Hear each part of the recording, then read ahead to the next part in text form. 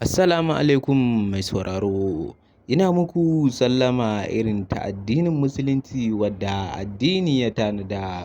Kuma sannunku da jimirin sake kasancewa da mu a cikin wannan tasha tamu mai albarka inda kuka ji cewa an je kotun afil wadda za a gudanar da shari'a tsakanin Atiku da Bola Ahmad Tinubu.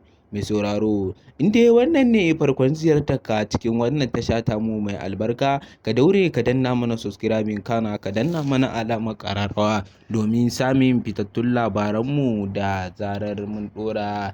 Inda bayan zuwan nasu ne wannan kotun ta afil, wato kotun Allah ya isa, inda Atiku yake zayyano hujjojin nan guda 8 da ya dangana su zuwa ga Kuliya Muntasabo, inda yake cewa bai kamata a ce Bola Ahmad Tinubu ya hau wannan mulki ba, inda aka tabbatar da takaddun Bola Ahmad Tinubu ba original bane ba, an kirkire su ne. Tinubu tun yana makaranta bai gama ba aka kore shi, amma ba wai ya faɗi hakan bane ba don cinwa mata manufa, ya faɗi hakan ne sabida bai kamata a ce wanda ba shi da kwalin firamare ko na sakandiri a ce ya hau wannan mulki na Najeriya ba.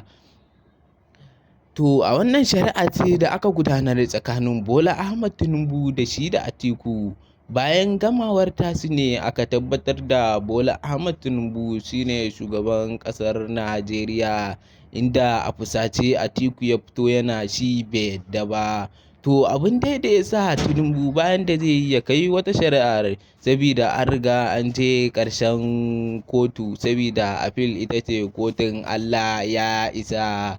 To bayan da Atiku zai haka ya fito yana kuka a idanuwansa, yana gargaɗi da hannayensa, ko yana nuni ne da cewa kuɗinsa zai sa ya yi wa Bola Ahmad Tinubu wani abun ne ko kuma menene. Bayan isar sata ne ofis, ya ringina a jikin tebur yana ta mamaki, yana jin takaici na inda aka ce ba shine zababben shugaban ƙasar Najeriya ba.